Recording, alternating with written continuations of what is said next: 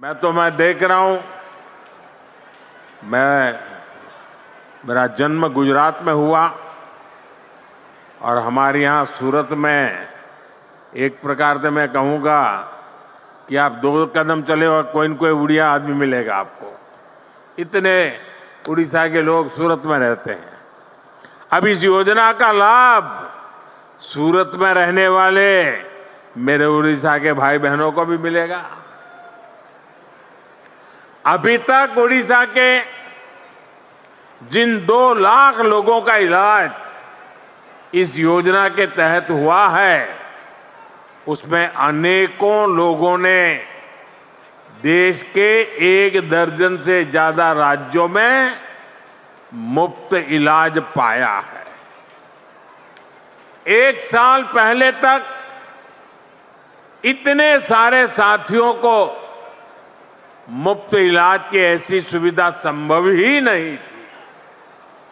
इस double engine के साथ सोने पर सुहागा वाली बात भी हुई है। यहां ओडिशा में 70 साल से ऊपर के 23 लाख से ज्यादा बुजुर्ग हैं। उन्हें प्रधानमंत्री वय वंदना योजना के माध्यम से 5 लाख रुपए तक का मुफ्त इलाज मिलना पक्का हुआ। यानी सामान्य परिवारों की बहुत बड़ी चिंता कम करने का काम हमारी सरकार ने किया है। इसी तरह पहले उड़ीसा के किसानों को किसान सम्मान निधि का पूरा लाभ नहीं मिल पाता था। जब उड़ीसा के किसानों को केंद्र और राज्य दोनों की योजनाओं का डबल लाभ मिलना शुरू हो गया है, हमने किसानों को धान का अधिक मूल्य देने की जो गारंटी दी थी, उसका भी लाखों धान किसानों को लाभ मिला है। साथियों, केंद्र की ऐसी कई योजनाएं हैं जिनका पूरा लाभ पहले उड़ीसा को नहीं मिल पाता था।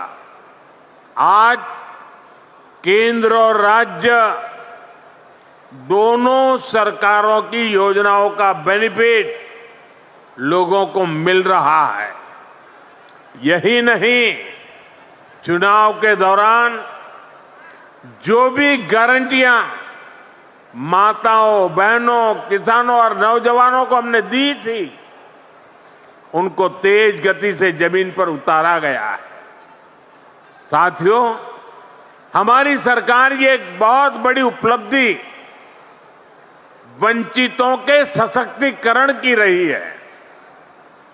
उड़ीसा में तो बहुत बड़ी संख्या में हमारा जनजातीय समाज रहता है, लेकिन दुर्भाग्य से अतीत में आदिवासी समाज को निरंतर उपेक्षा मिली। उनके हिस्से में पिछड़ापन रहा, गरीबी रही, अभाव रहा। लंबे समय तक जिस पार्टी ने देश पर शासन किया, उसने आदिवासियों को अपनी राजनीति के लिए इस्तेमाल किया। इन लोगों ने आदिवासी समाज को न विकास दिया, न भागीदारी दी। इन लोगों ने देश के बड़े हिस्से को नक्सलवाद, हिंसा, अत्याचार की आग में धकेल दिया। साथियों, हालात ये थे कि 2014 से पहले तक देश में 125 से अधिक आदिवासी बाहुल्य जिले नक्सली हिंसा की चपेट में थे। आदिवासी क्षेत्रों को रेड कॉरिडोर के नाम पर बदनामी दी गई थी। इनमें से अधिकतर जिलों को पिछड़ा घोषित करके पल्ला झाड़ लिया गया था। भाइयों बहनों, बीते वर्षों में हमने आदिवासी समाज को हिंसा के माहौल से बाहर निकालकर विकास के नए पथ पर ले जाने का काम किया है।